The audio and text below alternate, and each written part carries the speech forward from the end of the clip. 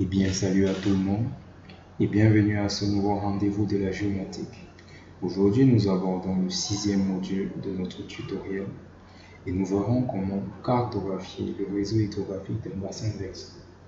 Il est important de savoir que ce module est une recommandation de deux de nos internautes, notamment Cabral, qui voudrait savoir comment s'y prendre afin de délimiter un bassin versant, mais également de Wilfried, qui, quant à lui, voudrait savoir comment extraire le réseau hydrographique à partir d'une image radar. Alors, pour ce faire, nous avons élaboré un petit cas pratique. Dans le cadre d'un projet à la fac, nous voudrions illustrer à l'aide d'une carte le réseau hydrographique d'un bassin versant, notamment celui d'une fondée. Alors, pour ce faire, nous allons procéder en deux étapes. Dans la première étape, nous verrons comment délimiter un bassin versant. Et il est important de noter ici que cette étape nécessite une descente de terrain au préalable afin de localiser le bassin versant à partir de la prise de quelques points de contrôle, mais également d'estimer la superficie de ce bassin versant. Dans la deuxième partie de ce module, nous verrons comment extraire le réseau hydrographique de ce bassin versant. Nous verrons également comment hiérarchiser les différents cours d'eau. Et à la fin, nous verrons comment concevoir une carte hydrographique. Maintenant, allons tout de suite dans QGIS pour voir ce qu'il en est. Alors, une fois que nous sommes dans QGIS, nous allons tout d'abord importer notre DEM, Digital Elevation Model. Une fois que cela est fait, il est important de noter ici que maintenant nous allons travailler avec les coordonnées planes ou encore les coordonnées projetées parce qu'il y a beaucoup de calculs de distance qui seront effectués. Alors, une fois que nous avons importé notre DM, alors nous venons dans la boîte d'outils de traitement, nous allons utiliser l'outil GRASS. Vous venez dans Raster et vous cherchez tout au fond Raster Watershed. Une fois que vous y êtes, vous ajoutez la couche en entrée qui est notre DEM. Par la suite, vous n'allez rien coucher à part la surface minimum d'un bassin versant. Ici, nous allons noter notre bassin versant. La surface minimale, elle est de 300 000 mètres carrés. Et le reste va rester identique. Et nous allons décocher l'ensemble des couches en sortie, sauf le bassin versant. On n'en a pas besoin, donc on va décocher cela. Et une fois que cela est fait, il faut bien vérifier que vous avez Unique Label for each watershed basin coché. Une fois que cela est fait, vous faites exécuter. L'algorithme peut prendre 1 à 2 minutes, alors on va patienter tout simplement le temps qu'il termine son travail.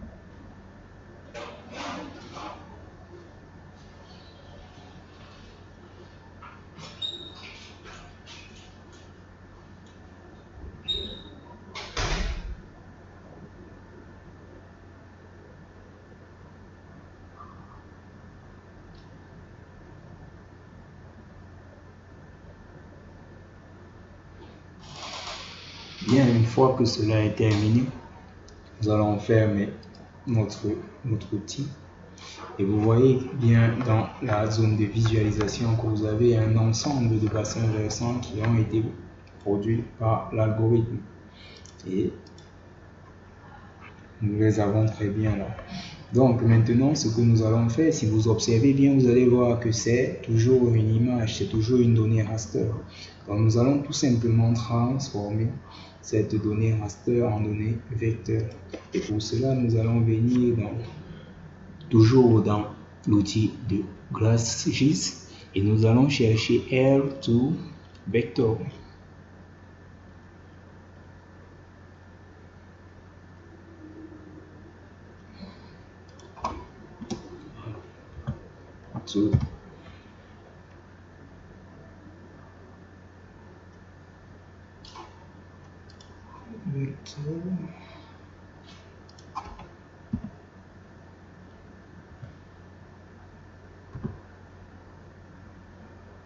R2Vect.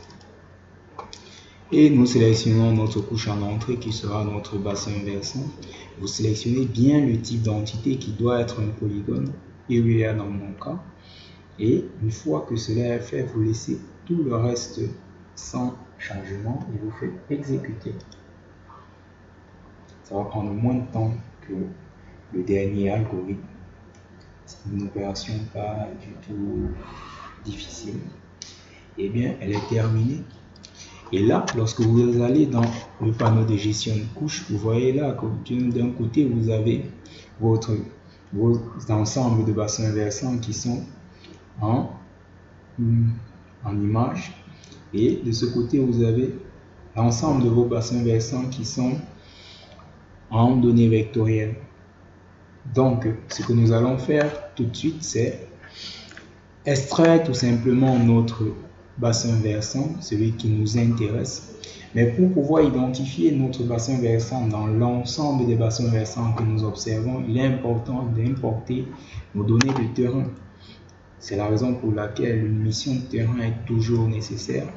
Donc, voilà notre donnée de terrain, point bassin fondi. Nous ajoutons ces données et nous voyons qu'il correspond à ce bassin-là. Donc, nous allons sélectionner cet outil, ce shapefile, et nous allons exporter ce shapefile. On le met bien sûr en SP shapefile et on va le sauvegarder dans nos résultats. Dans le module 6, on va mettre bassin versant fondi.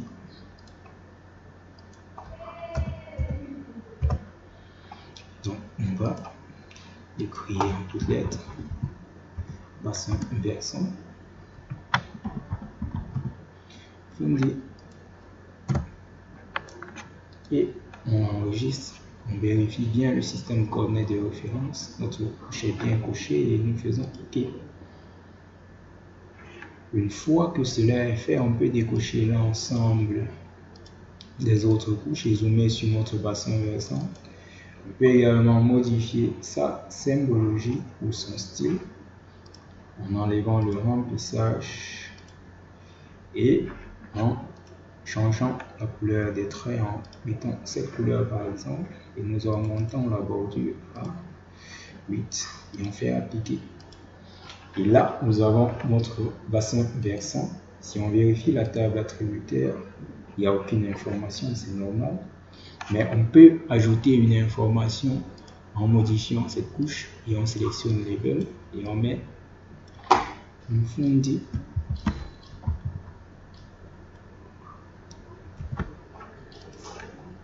Fondi, on corrige. Une fois que cela est fait, on enregistre.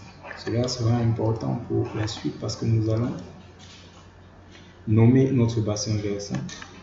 On vient dans l'étiquette et on sélectionne étiquette simple, une étiquette avec la colonne label et on peut modifier la police de notre étiquette en mettant comics.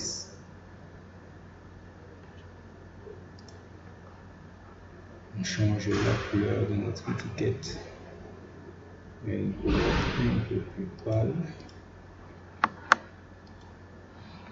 Et on augmente la taille. Et on applique. Et là, on a notre bassin versant. Donc ça, c'est pour ce qui était de la première partie. Nous avons vu comment délimiter un bassin versant, mais il est important de noter qu'on a besoin de faire une descente de terrain au préalable afin que non seulement d'estimer la localisation de notre bassin versant à travers des points de contrôle, mais également d'estimer la superficie de ce dernier. J'espère que vous avez aimé cette vidéo. Et si ça a été le cas, alors n'hésitez pas à me lâcher un gros pouce bleu et surtout abonnez-vous. Merci.